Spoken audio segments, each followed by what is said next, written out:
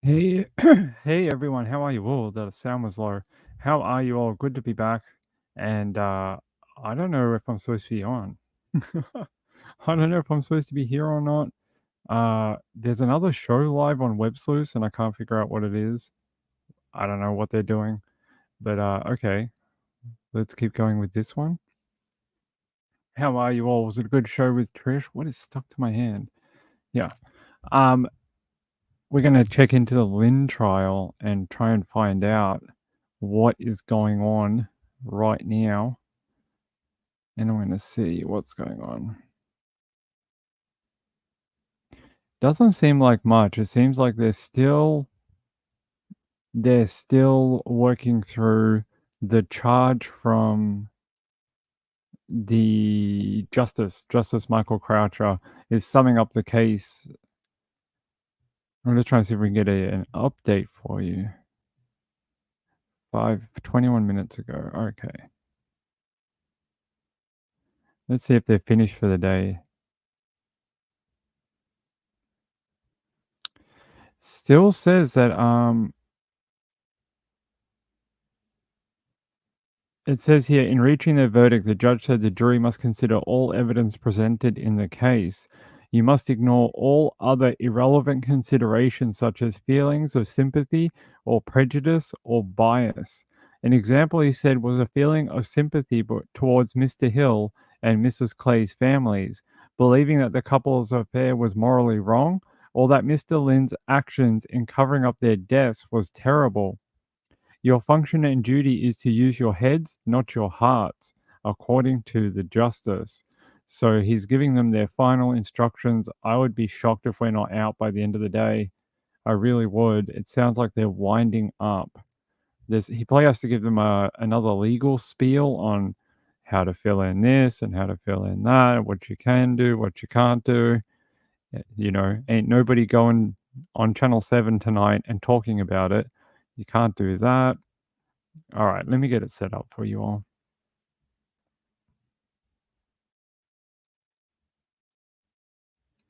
Hey, Apples, how are you? Here we go. Let me bring up. This is the latest article that just came out. Why should I speak more Australian? Should I speak? Should I speak ultra Australian? That would be fun. Hey, Apples, good to see you. Kathy Lux, how are you? Lindy. Who else is here? Mama Mia made it. Good to see you. Kathy Lynch, Kathy sent me some photos actually, and she just had another grandchild. I told her she's going to have the largest Christmas in the world, like the biggest. She's going to have the largest Christmas and Thanksgiving ever. That's pretty funny.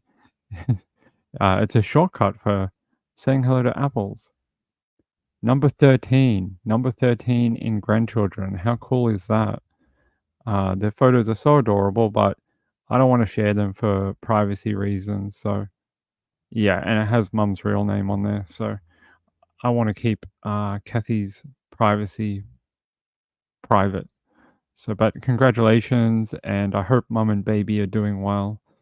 Let's talk about something that is not about alive people or recently born people.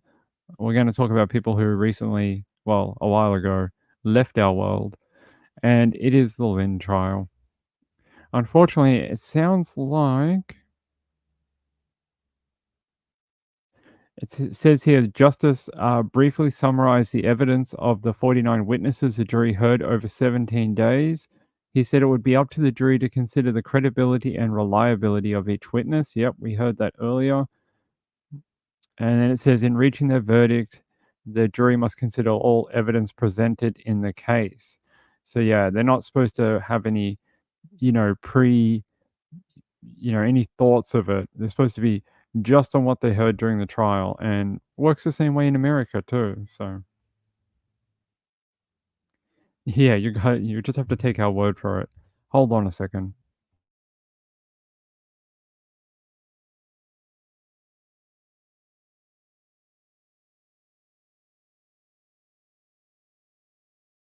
Sorry, still dealing with a little bit of a cough.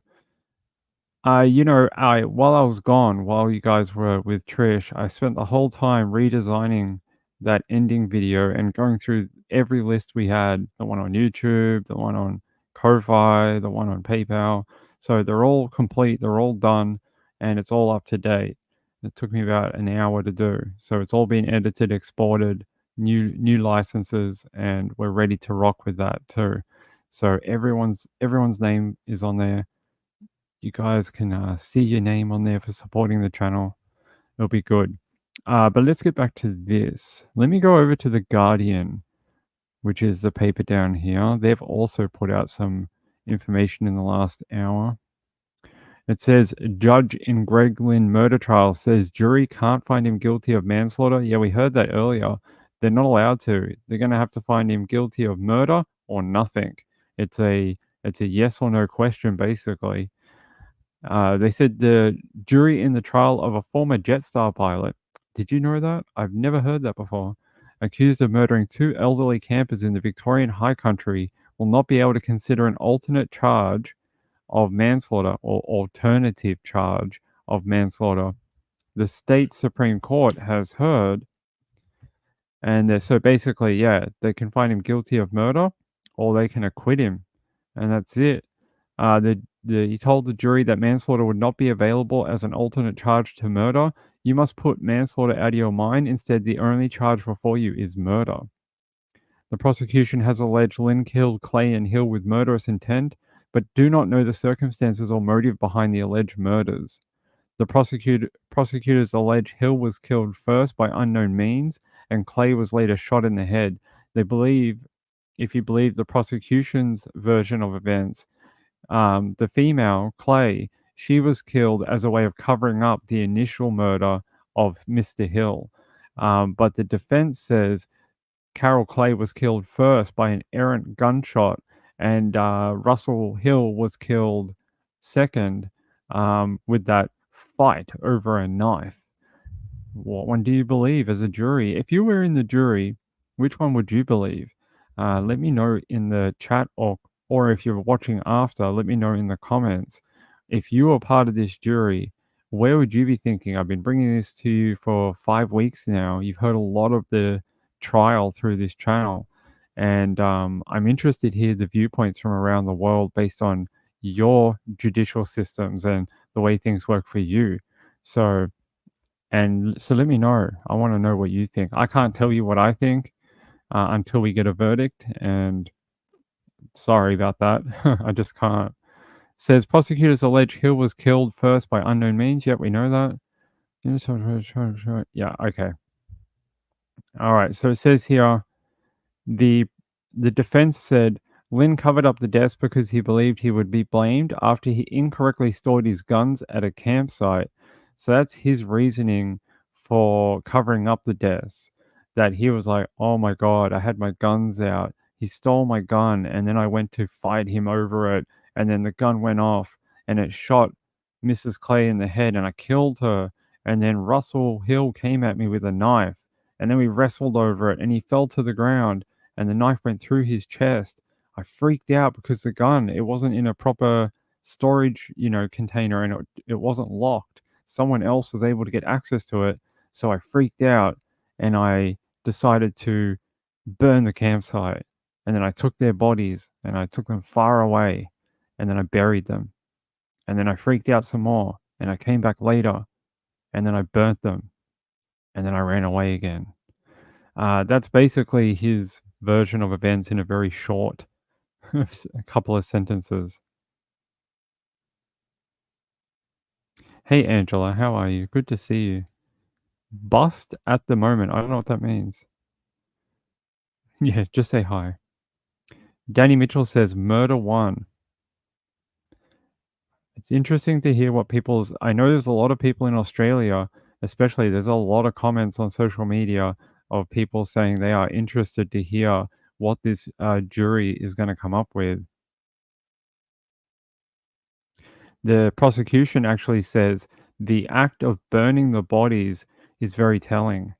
I would find that interesting if your motive or your underlying, show of guilt is burning the bodies. Maybe. Like maybe that he knew it was wrong and that's why he burnt them. It's interesting. Some people here are saying they think that there's going to be a big uproar if there's no guilty verdict, if he gets away with it. Not away with it, if he's found innocent. Let me see if I can find something else for you. All right. Yeah. This is from Channel 7 last night. I am going to probably have to stop it after 1 minute. They're very copyright strike heavy. So you have to stop it a little more often than other videos. But here's their roundup from last night. A jury has been told there's not enough evidence to convict accused high country killer Greg Lynn. The former pilot's lawyer argued the prosecution case has no factual basis and zero motive. When crime scene officers arrived at this mysterious campsite in the Wanagata Valley, they were filled with questions. All the doors were closed, the car was locked. 4 years later, those questions will be decided by a jury. Greg Lynn's barrister ripped the prosecution's case to shreds in the final hours of his closing argument, claiming there was no evidence to convict the accused of the murders of Carol Clay and Russell Hill. There's zero factual foundation, zero motive, just a complete blank. You can't just say he's engaged in this conduct of moving the bodies. Let's just convict him of murder. It is truly just a hopeless case. Mr. Dan told the jury the case against the former pilot was filled with tactical manoeuvres. Yeah, the defense spent a lot of time during the early part of this week, once we came off the long weekend, attacking that prosecution procedure and the way they ran the trial. Basically saying that it was a case filled with hopes and dreams and not a lot of evidence. And you can't convict someone based on an idea. You need actual evidence. And they spent a lot of time trying to break down the prosecution's case against their client. They did a fairly good job, actually. I thought for a case, like I said earlier, that seemed quite strong, they did actually poke a few holes. Kathy Lynch says, what? No, he's been charged with 2 counts of murder. It's currently in trial, and it's coming to the end of the trial now, 5-week trial, and then it's now going to go into verdict watch. The jury will go away. I don't know if they're going to get sequestered. I doubt it. I've not seen that a lot in Australia. It's more an American idea. I would suggest they're probably going to get sent home tonight and then come back tomorrow to re-deliberate, but I'm not sure. We'll find out. And yeah, we're right at the pointy end of it. So we'll find out hopefully by the end of the week, which is tomorrow's Friday here in Australia. It's the last court day of the week. So I can't tell you. I've explained it a few times. I can't give you any opinion on the case at all. Due to our laws down here with court cases, active court cases, I'm unable to give you an opinion. I can tell you the facts of the case. I can tell you what's going on at trial, but I cannot tell you what I think. Broadcasting on YouTube like this, I'm considered part of the media, and I can, subjudice the jury with my opinion. So I can't tell you anything. All I can tell you is, the information. That's it.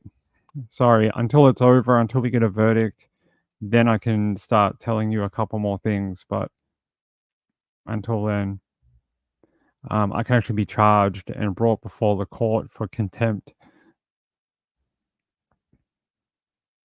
Yeah, so I can show you, yes, they've been reporting on it. So the articles I've been showing you are from local news, and I'll show you there is no opinion in them either. See, here's another one. This is from a local paper called the Herald Sun. There is no opinion in here. See, it's all facts. It's just things that happened in the trial. There's no one here giving what they think, or what they expect to happen, or the verdict they think will be reached, anything like that. You can't do it. You're not allowed to. They've actually been pushing recently for more accountability, especially within things like YouTube, TikTok, and Twitter and stuff like that. People who live stream, they've been pushing for more accountability of people who cover these type of true crime cases, especially live like we do, because often we're the front and center of what people go and find and watch, and they don't want their trials being corrupted by opinions or just things we might talk about. So it's interesting. I know in America you don't have to really worry about that. You guys have got Court TV and Law and Crime Network, and they can say whatever they want. They're like, oh yeah, that guy's gonna fry, and oh, I expect a death penalty for this and that. Um, can't do that here. Ask Trish about it. Ask Trish about it. She's had situations with web sleuths where Australian authorities have contacted her. Ask her. They're quite fastidious over it. They're really, yeah, they like the court to be a pure place for the jury, and they don't want it being messed up by anyone. Andrew says, U.S. First Amendment, what, the free speech? Yeah, we don't have that here. We don't have that here. We have freedom in the press, but you still have to respect the court. So you can report on things without getting into trouble as long as you follow the rules of the court. So, hey Marcelina, how are you? Good to have you here. Glad you've been able to find a couple of lives recently. I've seen you've been subscribed for many months, so I see I get a little email when people subscribe. So I'll often see Marcelina's name pop up. Here, I'll show you. This is another paper that's covering it. It's the Daily Mail. We all know the Daily Mail. So it says here, the jury tasked with deciding the fate of the former Jetstar pilot charged with killing 2 elderly campers has been told it's murder or acquittal. Greg Lynn pleaded not guilty in the Victorian Supreme Court to the murders of Russell Hill and Carol Clay in the Wonnangata Valley in the state's Alpine region on March 20, 2020. So yeah, I don't think we're going to get much more out of this today. Let's have a look. This is one of the most interesting photos, I think, out of the whole trial.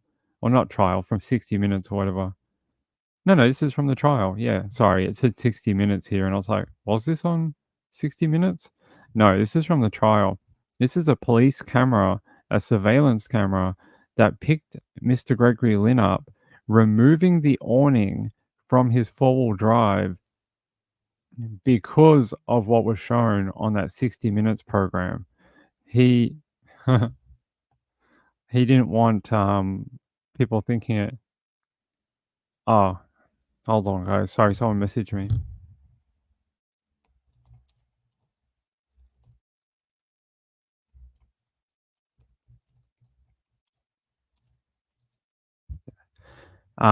He saw something on that program that made him sort of uncomfortable because he was like, "Oh my god, that's my car. They know."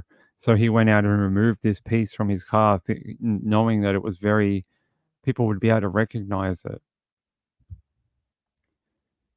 Yeah, he sprayed. We have that photo, don't we? I think we do. Hold on. I have that photo somewhere. Let me check if I still have it. I have that photo of him spraying that vehicle.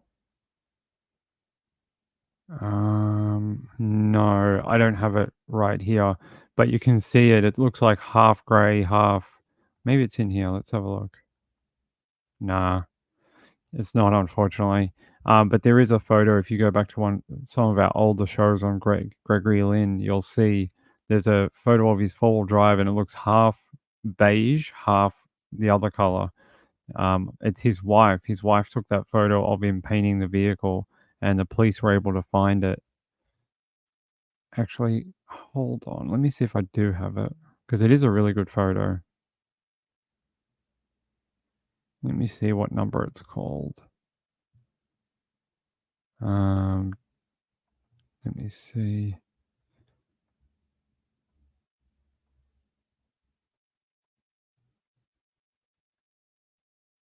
Here, what's this called? 140222. Okay, hold on. No, don't do that. Okay, here. I'll rename it.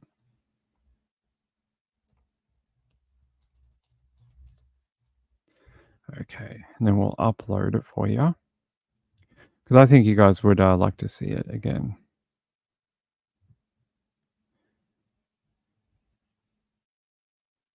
IG. Yeah. Had to find it. I've got like thousands of photos, thousands of screenshots from different cases and stories. Here you go. So here's that photo of him painting that vehicle from the original darker color to a much lighter color to avoid detection from police. And I think it was his wife that took this photo. Very interesting photo, considering, they were on the lookout for a dark colored four-wheel drive with this awning. There's that awning right there above his head. That's from that other photo we just showed you on the news article. He removed this from the car to make it less identifiable. So very, very interesting. Hold on, guys. Someone's asking me something. I just have to double check something. Oh, okay. Hold on. I just have to do something for someone, guys. I don't know what this is about, but I find it funny. I wish I could explain it to you, but I can't. Yes, Danny is learning Australian from Ping. I teach Australian. It's a completely different language than English. I don't know how else you would describe it. All right, let me get this photo to this person, then we can continue.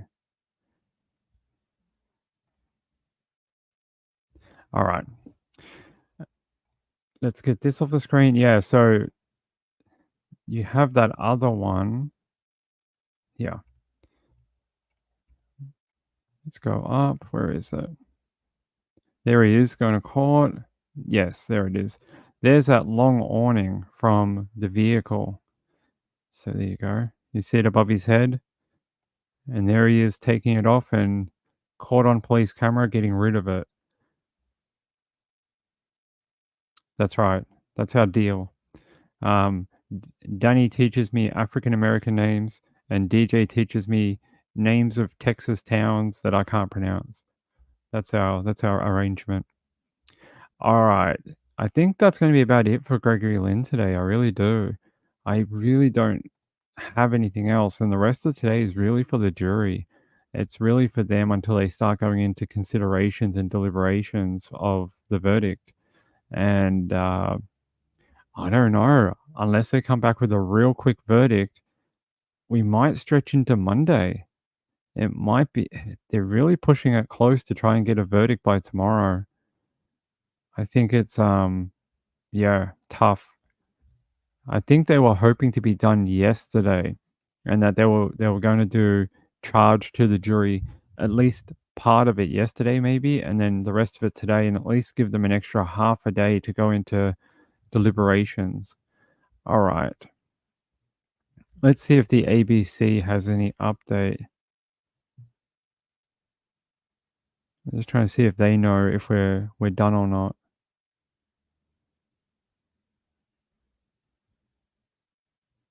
They said this was only posted 7 minutes ago. They said the judge's summing up of the trial continues. So they're still in that final bit before they go into verdict. They're waiting for that judge to go through his spiel. They did say they expected that to take around a day or a little more. And so we could be back tomorrow morning as well to hear the final part of it. And then they'll go into verdict for the rest of the day. DJ's probably asleep now. I think he's been a little tired lately. He hasn't been coming to the late night shows, but he's been here for the early ones. I hope he's all right. Hope he's all right. Hey, Insightful One. Haven't seen you in ages. I don't know when the last time we talked. I think it was days ago.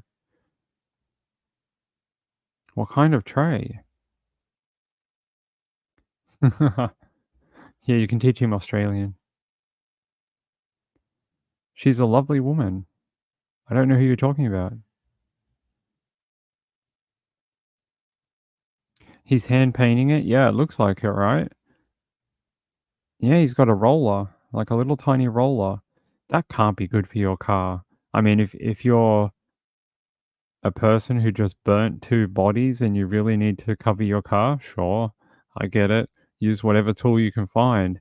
But I can't imagine this is the way that body shops do it. Wouldn't they have a compressed air gun and they would just tape everything off and spray it? But I guess if you have to do it at home and you don't have any other way of doing it. Snap Crackle Pop says, I'm late. Better get that pregnancy test then.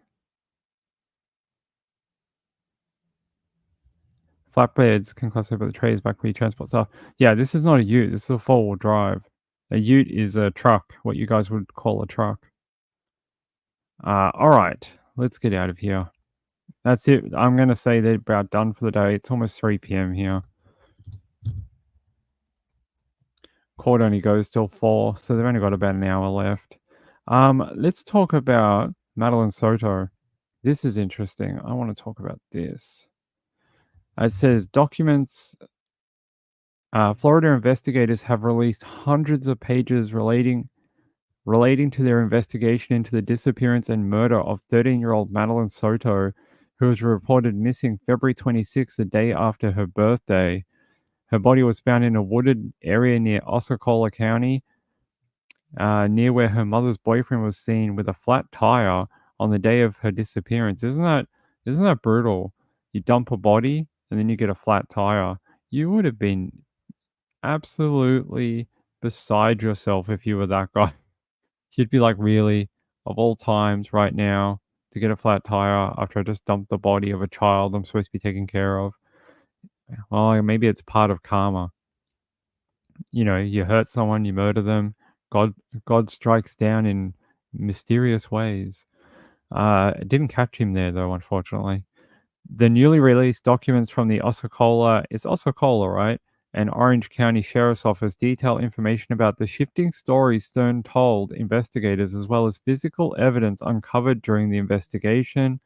Court TV reported, among that evidence was surveillance footage reportedly showed Stearns driving around with Soto's body in the car that morning and carrying a limp body to the truck of the vehicle.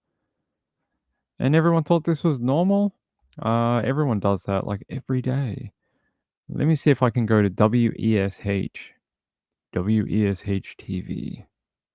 See if they've got an update on it. We're learning new details tonight in a case we've been following for months. New documents shed light on how law enforcement was able to find the body of 13-year-old Madeline Soto. Soto went missing in February, found 5 days later in a wooded area of Osceola County. West 2's Haley Crumble Home went through 900 pages of newly released documents detailing how law enforcement found her. Haley? So with camera footage and eagle-eyed witnesses, it helped law enforcement narrow in on certain areas. I spoke with a witness who talked to police about spotting the car belonging to the man accused of killing Madeline Soto in Osceola County. That man didn't want to speak on camera with me. He just said he wants to see justice for Madeline. We did discover what appears to be a body. Back in March, the body of 13-year-old Madeline Soto was found in a wooded area near Hickory Tree Road in St. Cloud, 5 days after she was reported missing. Okay. Did she ever go to school though? No, we called school. Newly released documents shed some light on how law enforcement zeroed in on the area. The documents include a report from a crime analyst supervisor tasked with identifying areas of interest to search based on tips received and video footage gathered. It says they were contacted by a man on March 1st who saw a news conference and wanted to report a possible sighting of the car belonging to Stephen Stearns, the man now accused of killing Madeline. The man said he saw the car on February 26th, the day Madeline was reported missing, pulled off of Hickory Tree Road around 1:30.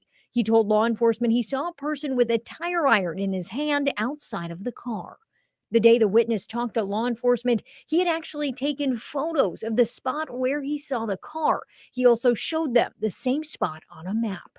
Law enforcement was able to get video from a street near Hickory Tree Road and found a possible match to Stern's car traveling on Hickory Tree just before 2 o'clock. Law enforcement went to the area. They spotted lock gates on the east and west sides of the road. After the property owner unlocked them, it was only a few minutes of walking around before they noticed a pair of blue jeans and ultimately Madeline's body. Stearns is facing charges of first-degree murder for which the state intends to seek the death penalty if he is convicted. He is currently being held in the Osceola County Jail. Back to you. All right, Osceola County. Putting C's where they don't belong.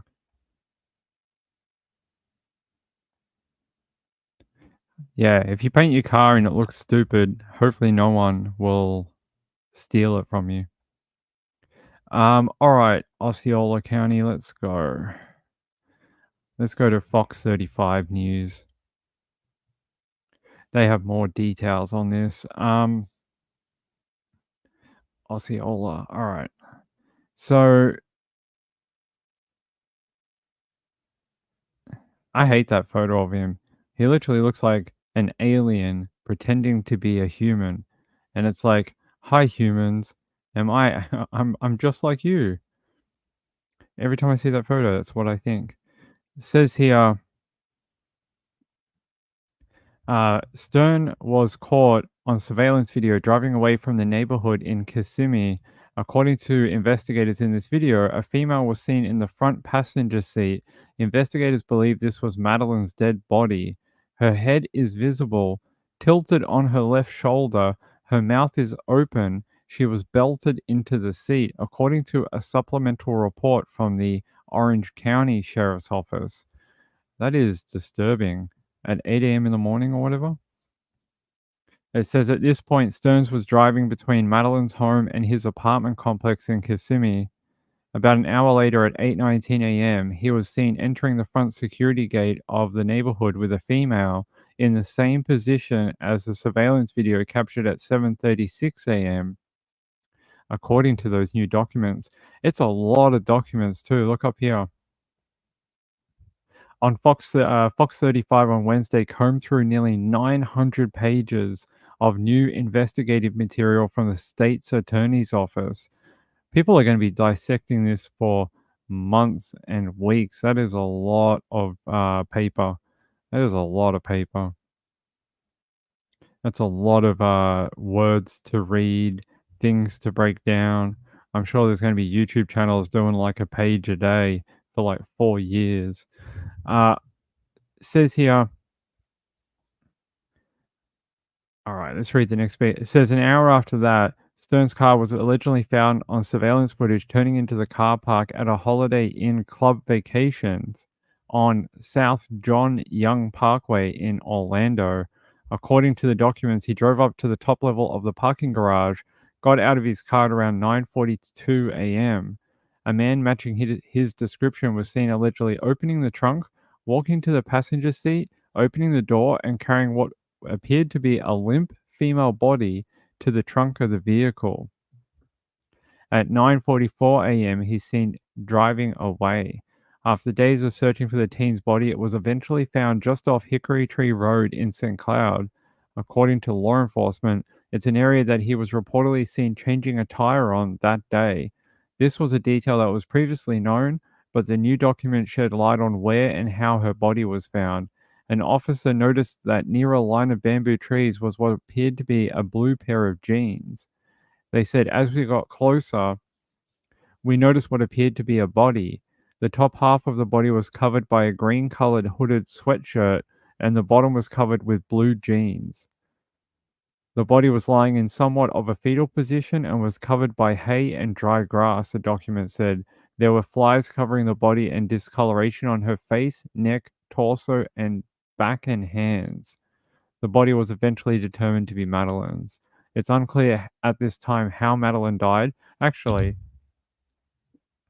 they say it's unclear how she died. I think I saw another report that said those documents state that she was suffocated, right? Asphyxiated? Yeah, strangled to death. Hold on.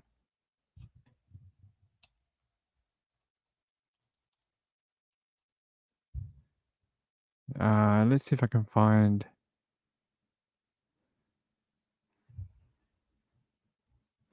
Yeah, I just can't find a mainstream news source that names that. Let's find it. All right, I don't like having to use this source, but I will. Nah, no, I'm not going to do it.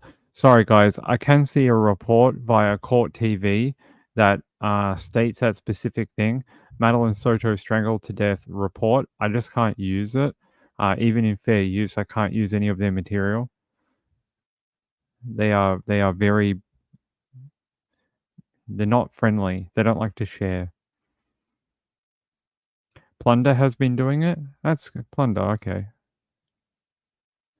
Yes, thank you. I appreciate that. Please. PDF file. Yeah, here's 100% a PDF file. Damn those PDF files. We're going to have to call Adobe. We're going to have to get a search task force. We're going to have to do many things. Yes, I see a report. I can't find a news source, like a mainstream news source that I can show you that says that. But I can see a couple of videos from other people saying that is included in those 900 pages, that they believe that she was strangled to death. That is, I guess, sort of what everyone was thinking.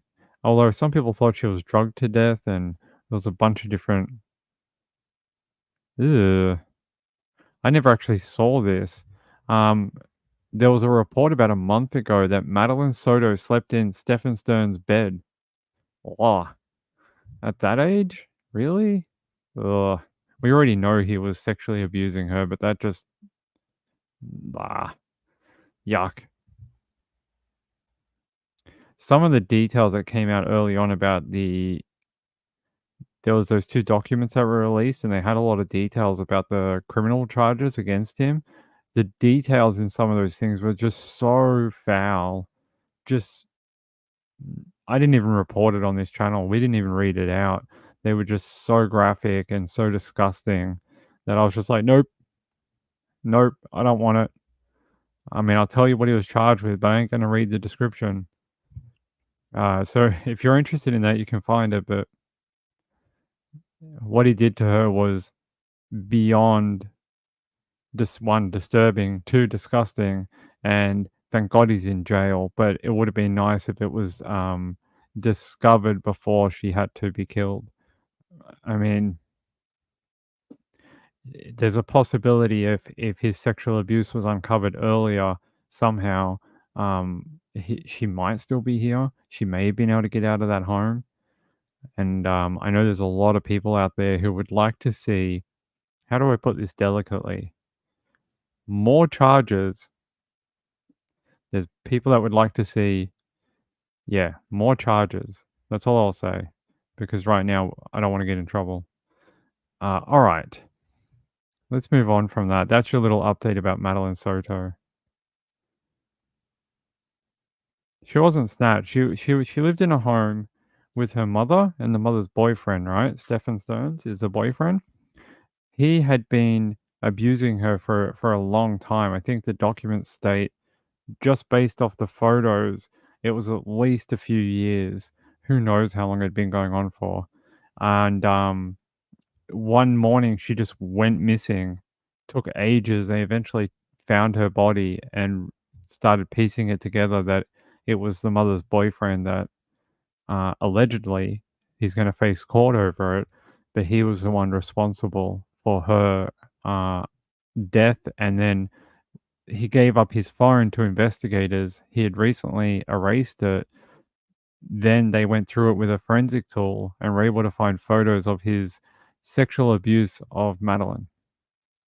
And they were able to then charge him with sex crimes against her. And the descriptions are just far out. I mean, I've read some graphic stuff in my time. I've read some really disturbing child allegations and things like that, but this was just, I don't know. It really, really hurts. Yeah, I don't use them for a couple of things. Kathy Lynch says, how many stories have we heard about mom's boyfriends? I don't know. 1 million? 1 million? 2 million? 5 million? Anyway, it's a really sad story, and I I wonder what more could have been done to save her earlier, or was there even an opportunity? Was there something that was missed earlier on? I know there was a rumor a while ago that she had told someone that she was being hurt at home, but I don't know if that was ever verified. Angela says he hadn't been there since December, the day after he came back. She's dead, and he'd been doing it for it was 7 years. I know the photograph said a few years. I didn't know it was that long, but probably, of course, however long he was around her, he was probably doing it. But the documents stated the photos dated for X amount of years. So he got with the mum to not have sex with the mum. It was to get to the child. It's not the first one we've seen. Hey, Legal Hunting, how are you? Good to see you. Hey, good to see you. It's nice to see your name in the chat. Anyway, I don't know. Hopefully when we go to court, we'll hear more about her life, and if there were any other opportunities to get this scumbag out, or get her out of the home, but also arrest him earlier. I think maybe that could have helped. It is awful. It's a hard case. It's almost like when I pick stories we do, I almost go, is this too much? Is this too hard of a case to present? But it's the real world, and as sick and as disgusting as it is, I feel like at times it's a disservice to everyone. It actually benefits him if we don't talk about it, because it means his crimes go less noticed. And that means more little girls or boys out there may get hurt, not by him, but by other predators, because people don't hear of the way they work, or the actions they do to predate on little kids. So, as awful as it is, I just try to keep it factual where I can. I don't know. Maybe she said, I know there was, like, I'm not the most expert on this particular case. I have followed it, but I'm not the, be-in and end-all of information of it. I know there was a point where she said she wanted to run away and live in the woods. To me, that was always such a massive red flag, because kids are not going to leave home if they don't have to. Kids love home. Stuff's free. There's food. They got a warm bed. They don't have to do anything. They just hang out with their friends or whatever. They ain't going to leave if it's a good home. I don't know if what you're saying, it could be though. I wonder if she was going to tell though. I wonder if she was going to make a bigger stink about it, being that she was getting a little older, and that, maybe she wanted to, one, have the abuse stop, but two, start her own kind of, interest in boys her own age or girls her own age or whatever, that type of thing.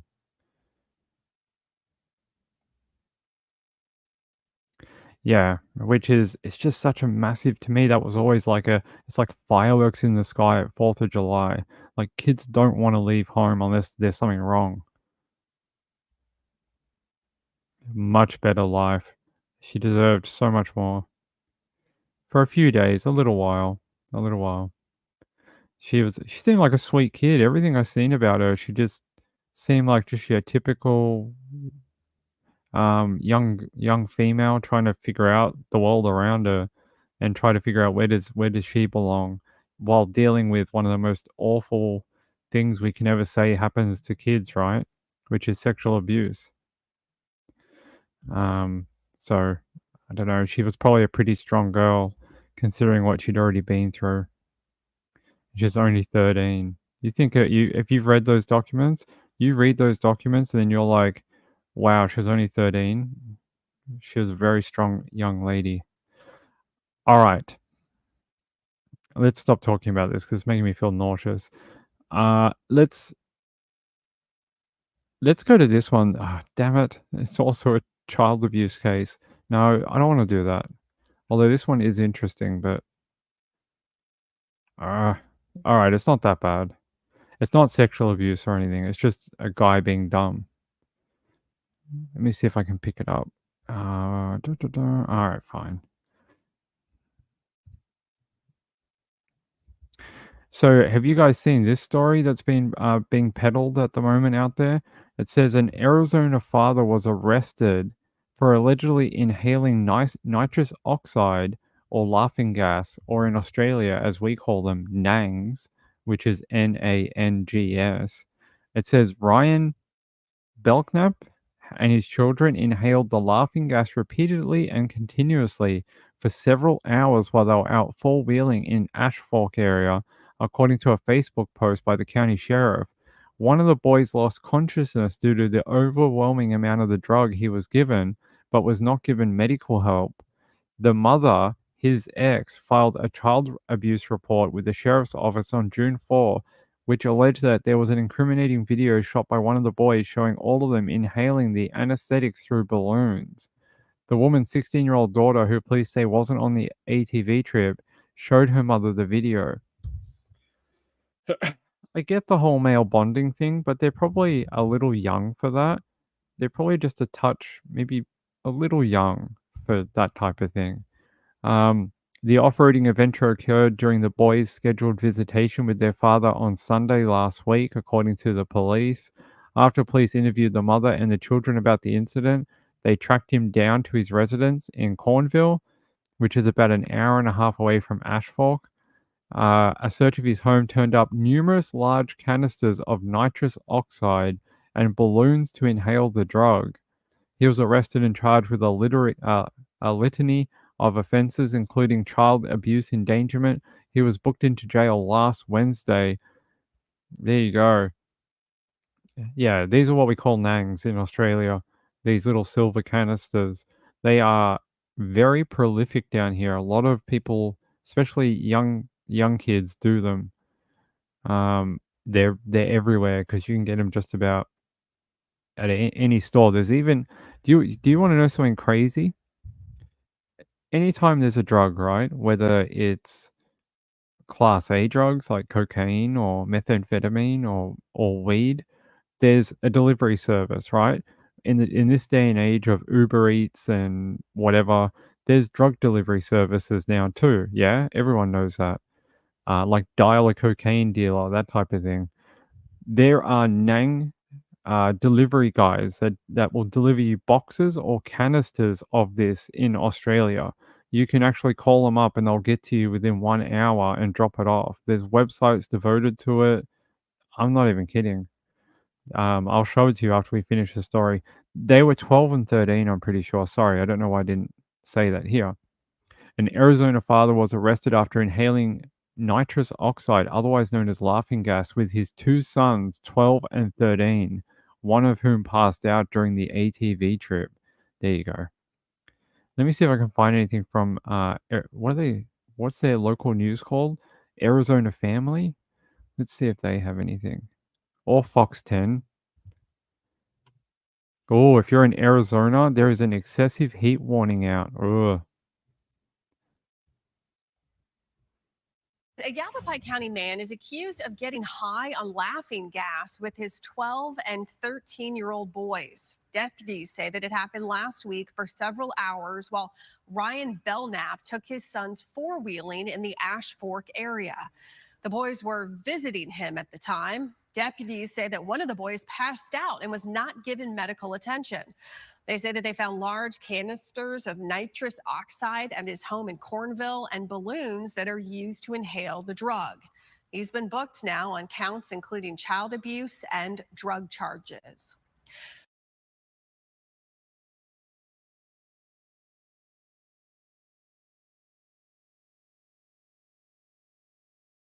All right, I'm going to show you one of these services from down here. Hold on. New body camera video showing a Phoenix police officer. All right, Mr. Phoenix police officer.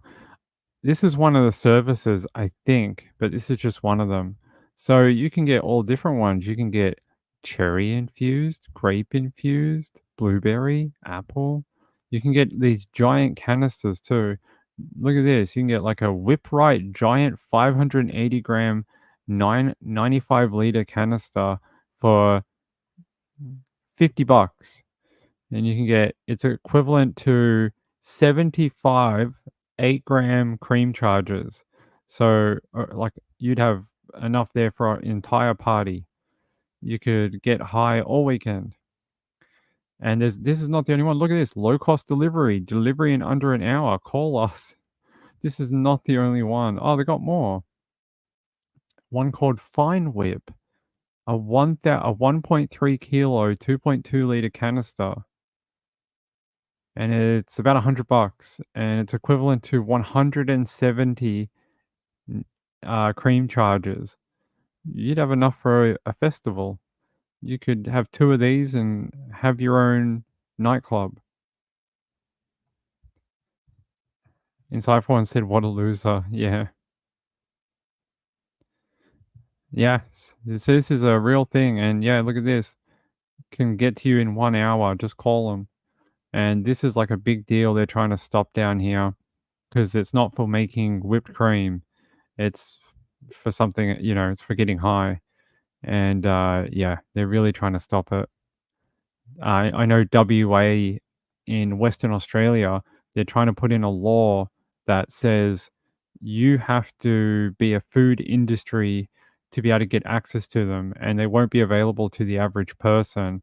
Even if they do a workaround like this, you'll still have to show that you're a either industry person with some sort of ID or something, and they're going to have really harsh laws. Oh yeah, they're called whippets in America. Yeah, we call them nangs here. It looks like a bottle of vape liquid. I wouldn't try and vape it. Might explode in your face. You wouldn't get a good vape out of it. Here, I'll make it bigger. There we go.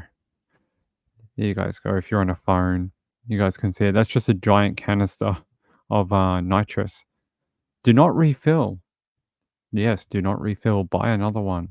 Buy another 1,360 gram bottle because, they go so quickly. Indeed. Well, I wish I could take this off the screen because these bloody mobile numbers right there. And it's like I'm advertising. I'm not trying to. Actually, we might actually get in trouble for this. Whoops. I don't know if I'm allowed to do that.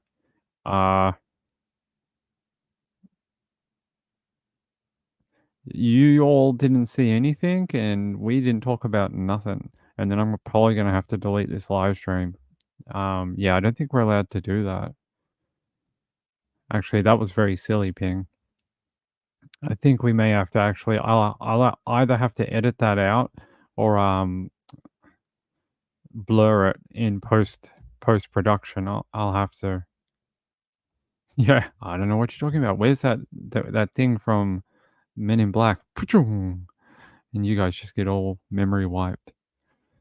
But there you go. It's educational. I'm educating you on how the world works. I'm not trying to sell you anything. It's education. It's for educational benefit, showing you how the world is evolving. I don't know what you're talking about. Never heard of such a thing. Never heard of it. All right. Let's see if we've got one more story, and then I'm going to get out of here. I think everyone's asleep anyway. I'm still interested in that one we talked about earlier, about that woman who wound up in a boot of a car. Still very concerned about that one. I don't understand how you end up in the boot of a random car dead. Hopefully we get more information about that. I actually want to see if they got to a verdict in that case we had yesterday about that young girl, Susana Morales, who went missing in the summer of 2002. I just want to check whether they went into verdict or not. Oh, they already came back with a plea, a verdict. Wow, that was quick. We spoke about this case yesterday, and yeah, here we go. But we begin tonight with breaking news out of Gwinnett County. Life without parole. That is the sentence for the former Doraville police officer found guilty in the murder of Susana Morales. Good evening. Thank you for joining us tonight. I'm Courtney Bryant. The verdict came down earlier this evening. Fox 5's Christopher King is live at Gwinnett County Court with the latest. Christopher? Courtney, that former Doraville police officer will have a long time to think about that guilty verdict. He's sentenced to life without parole. Now, the jury found Miles Bryant guilty on 4 charges. They include malice murder, felony murder, kidnapping, and false report of a crime. He was found not guilty on the charge of attempted rape. Bryant showed no signs of emotion when the verdict was read. He was on trial for the murder of Susana Morales. She was just 16 years old. Susana's mom and sister spoke during the victim impact statements. They cried through their testimonies. They said no one, no family should be forced to endure this type of pain. All we ever wanted was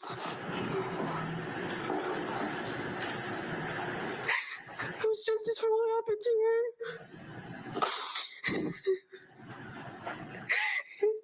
So I want to thank you for that. Nothing will ever bring her back to this day. I still hope that I'll see her again.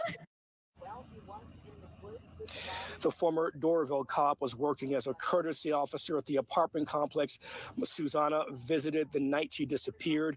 Prosecutors say Bryant kidnapped Susana and tried to rape her. They call Bryant a cop who turned killer. Prosecutors asked for life without parole. They got that. They say he should never walk free again. Gwinnett County DA Patsy Austin Gatson spoke a short time ago. She was satisfied with the verdict. We are so thrilled and pleased with the verdict that the jury came down with. Now, Bryant apologized to Susana Morales' family. His lawyer says Bryant was disappointed with the verdict, but she says they will appeal. We're live at Gwinnett County Court. Christopher King. He's the guy that I showed you a video of yesterday. He was going into an apartment complex of a woman he went to high school with. And I mean, that should just show you what type of person he is. Breaking into a woman you went to high school with, for what reason? Then he killed this young girl. I mean, the red flags were there. No one saw him. Or if they did, they just chose not to look into them. Hey, I hate mornings. Hey, good to see you. We'll see if we can find anything else. He is a creep, 100%. He is the definition of a creep. Especially that breaking into the woman he knew in high school. Like, ugh. He was like creeping around her home and like walking past the camera and stuff. It was very weird. All right, let's see if we can find one more and then we're out. But that's good. That's a good verdict. I like that. He'll have a very long time to psychoanalyze himself and understand, how did I end up here? Why am I in a box room? Why are there bars on my windows? And he'll have to come to the realization that it's all because of my own actions and me doing one of the worst crimes known to humanity, which is 1, murder, 2, God knows what else he did to that young girl. All right, let's see what else we've got. No, I don't want to do any more child exploitation, but I will do. Actually, let's change tact for a minute. Let's change tact. I want to show you something that I was looking at in my free time today. And I thought it was very interesting. Hold on. Let's see if I can find it. It was from America. Here.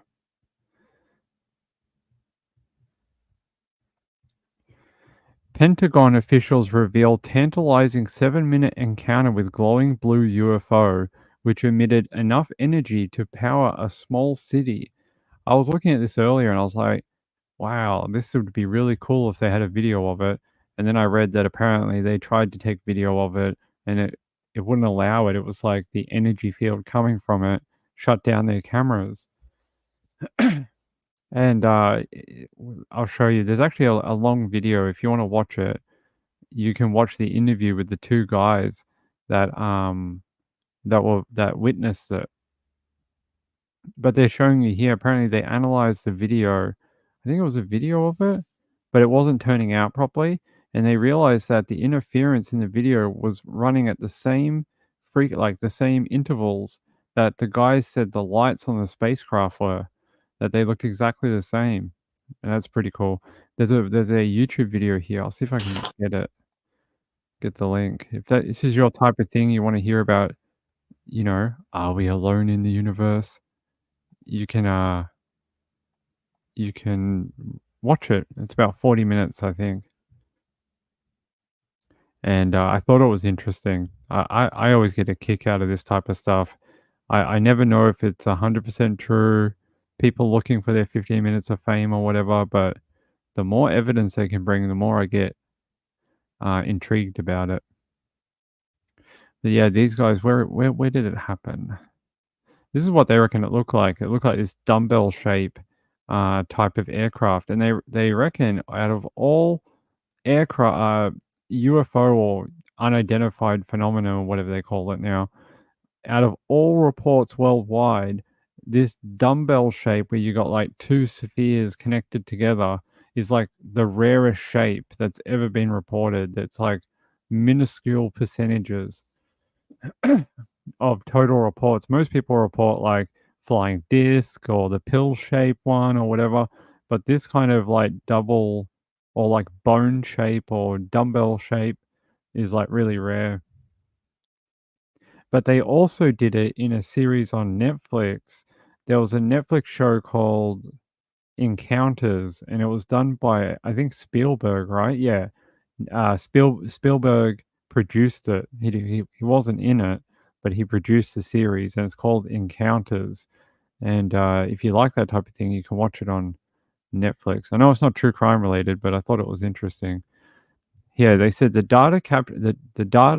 captured data of the event, the witness reported, may be the first real physical proof of not just a craft flying, but it flies by the virtue of an incredibly complex and powerful spinning electromagnetic propulsion system. And that is what you're seeing in those these graphs down here, I think. With the is this an whatever they call it? Oscillator or whatever. Oscilloscope. So you can see the different intervals. So they had a little bit of evidence. But these guys have sat on this since August 28th, 2013. Witnesses witnessed it around 9:40 p.m. as they were returning to civilization from a black bear hunting expedition in Canada. The defense contractor witness was seated in the back of a Dodge 4x4 truck with the two other witnesses in the front seat. So there's three of them that saw it. That's a lot of people.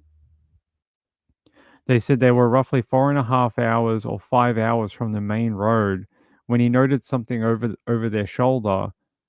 They wished to remain anonymous, apparently. The very first thing that was intense was just how bright it was. They said it was spectacular. Having been involved with optical systems in the past, we're talking about a vehicle that looked like a stadium lighting scenario. It was brilliant. The witness described an indigo plasma that covered most of the craft, which was bone-shaped or barbell-shaped and extended about 170 feet or 60 feet wide and 20 feet tall as it flew slowly over the tree line above this old logging road. So there you go. They got a whole in-depth thing about it. There's a big photo of it. That's what they reckon it looked like. Pretty cool. Yeah. Are the little where's our friend? We have a little friend. She likes the aliens, but she's not here tonight. Retired RN says, Ping, I so appreciate how hard you work to bring us these stories each night. Thank you. I appreciate you recognizing it. It's a lot of work to do 2 shows every night. I'm not sure if people understand. It's hours and hours of research on different stories and documents and screenshots and making sure I know what the hell I'm talking about. And yeah, I do it for you guys so you guys have entertainment. It's not for me. I don't watch the show. I can't watch it. I hate listening to myself. He is a creepy creeperton, the other guy. Yeah, he's going to get beat up in jail quite severely. Yeah, so these guys, did they work for the Pentagon? Let's have a look. It was a 3D render of the UFO made by the Pentagon contractor that witnessed. So one of the guys was a Pentagon contractor who witnessed the UFO. So it says Pentagon official reveals tantalizing 7-minute encounter with glowing blue UFO, which emitted enough energy to power a small city. And that's what it looked like. It's pretty weird. I'm not sure I've ever seen a barbell or dumbbell shaped UFO before. And this is the road right here where they saw it. And you can see in the overlay, that's sort of what they saw. It was up here in this corner. And they're the oscilloscope, I think, readings from it, showing you that they were picking up some sort of energy from the aircraft when they were trying to get data from it. So, yeah, very interesting. All right. I think that's about it. I'm going to check Gregory Lynn one more time before we go. Just let's see if they're gone into verdict or not.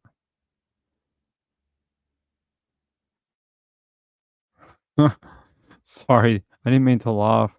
Someone on Twitter took a thing from Escape magazine, which is like a travel magazine, and it said, "Escape, campers warn never to break this rule," and they sort of added a caption that said, "Don't set up campsite near Greg Lynn." And I almost laughed like a drain. It's not funny. It's a serious topic. 2 people died. Ping, be more sensitive. Sorry, it was sort of funny. Let's see. Any updates? It's been really quiet, actually. Let me check the Herald, because they've been running live updates all day. Nah, they look like they're really... Let me check. Police and courts. No basis for trial. No, it looks like there's no update. No update. We're about done. Let's see if they've got a... Yeah, I think we're done for the day. Court's going to be out of session in about half an hour too. Moonlight View. I appreciate it, Mamma Mia. It does look sort of like a contact lens case. It really does. Thank you. Yes, please tap the like button. Yeah, Mr. Nightbot, who is everywhere. Any happy animal stories? Do I have any happy animal? I don't know if I have anything. Not recently, anyway. I don't think I have any this time. I always try and keep them for you if I see them, but I don't think I've got one. Like, I like that one where the dog retired and they dumped all the balls on him, and he's like, "Ah, look at all the balls." He was just, like, going crazy. He's like, "Oh my god, I've never seen as many tennis balls in my life." He didn't know what to do. He didn't know which one he should have. He was like, "Oh, I've got heaps of them." I will tell you this, though. It looks like, the ocean watch down near Florida has already started. I'm already seeing what they call invest, and invest is like a potential hurricane, although a lot of them don't progress to hurricane. They just become like, tropical storms, or, just a thunderstorm or whatever. But we're already starting to see that coverage pick up. So if you're down in the south, if you're down near the Gulf, if you're in Florida, that hurricane season's starting to really pick up, and it's not going to be too long now until we're getting actual hurricanes start to, break through the Caribbean and get through the islands and get up into the Gulf and come onto land. So if you're in those areas, it's probably a good weekend getting close to 4th of July to have a look at like what you need. Do you have any emergency kits, stuff that you need to replace, like fresh water, batteries, long life food? maybe your long life food is coming close to expiration and you need to replace it. I know there's government programs through FEMA that they give stuff out like NOAA radios and stuff like that. So if you don't have those things and you need it, you can find programs in your area. I'm always for people being prepared. So, all right, let's get out of here. I think it's such a drizzly, horrible day in Victoria. It's just drizzly, rainy. Hasn't stopped raining all day. Hey, I love you all. I have the best viewers in the world. I really do. And they are very supportive, very protective, and they do a great job of coming here every single night. So let me upload our new ending video and we'll get out of here. Should be this one. Now I went through the entire list and I triple checked it and I put X's next to everyone's name to make sure I didn't miss people because I've been accused of missing people every now and then. So I think we got everyone. So hey, have a great night. Have a great Thursday tomorrow. And we're definitely going to be back for Thursday night at 9 p.m. And I hope to see you there. I really do. Come back for more true crime. And I hope we're finally going to be in Verdict Watch. We'll see if it stretches out over the weekend. I'll tell you, if I wake up in the morning and there's news, I'll definitely be on. Like I said, if we get an early verdict and it's at a weird time where we don't normally go on, I will come on. I will come on at like 7 o'clock at night or 8:30 in the morning or something. Like I'll be here to tell you the verdict. So don't stress out too much. All right, hey, peace out. I love you all. Have a great evening. Get some sleep. We'll be back for more true crime tomorrow on Nights with Ping. Good night, everyone. Thanks, Moonlight View and Reeby. Bye-bye.